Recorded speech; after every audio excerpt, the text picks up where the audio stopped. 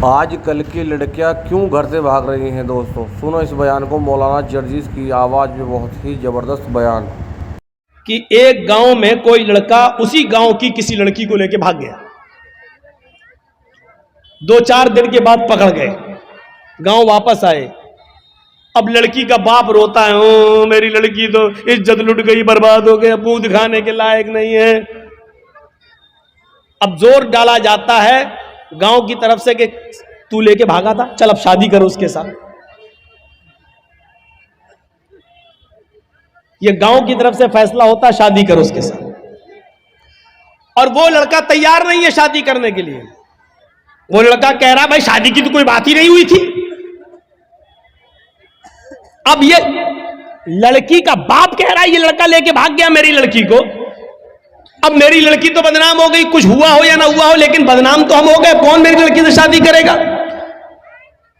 लड़के का बाप ये कह रहा भाई दोनों बातें करते थे, मोबाइल पे लगे रहते थे रात रात भर, हम क्या करें?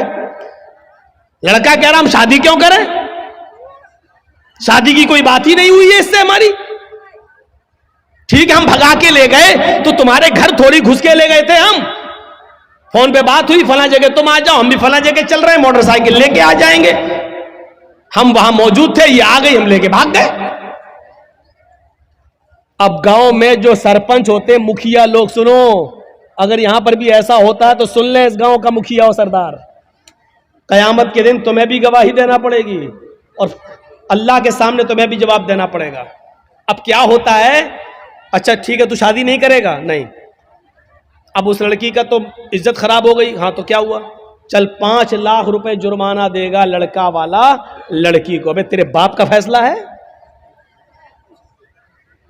गांव के मुखिया, सरदार या सरपंच या पंचायत में जो लोग बैठकर ये फैसला करते हैं, ये सब रोंग है, कुरान और हदीस के खिलाफ फैसला कर रहे हैं। दुनिया में 5 लाख 4 लाख रुपया दिलवा सकते हो, लेकिन कयामत के दिन अपने आप को बचा नहीं सकते हो इस फैसले से। सवाल यह पैदा हुआ है कि लड़का भागा तो लड़की भी तो भागी, फिर जुर्माना सिर्फ लड़के पर क्यों आयद हो रहा है?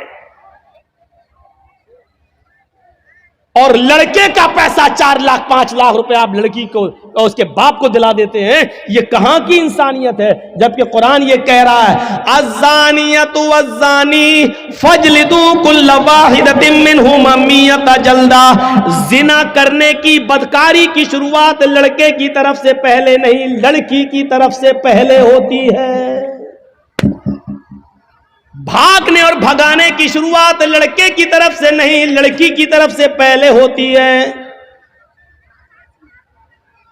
ये सुई है, ये धागा है, जर्जी साहब सुई में धागा डाल रहे हैं, लेकिन सुई को हम ऐसे हटा देते हैं, धागा जा ही नहीं सकता है। जब सुई अपनी जगह पर खड़ी है, टस से मस नहीं हो रही है, तब धागा उस सुई के अंदर चला जाएगा।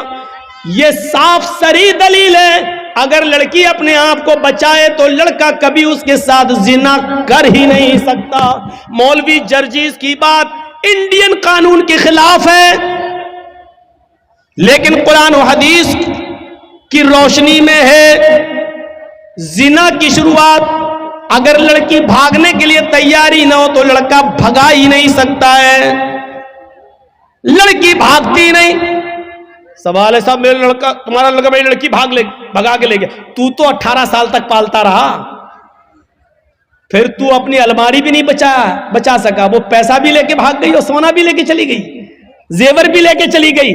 जब तू अपनी लड़की पर इतना कंट्रोल नहीं कर सका तो जुर्माना लड़के वालों पर लगाते हैं, और ये फैसला पंचायत करती है, गांव की सरपंच करता है, मुखिया करता है, सरदार करता है, ये फैसला जो कुरान और हदीस के खिलाफ है।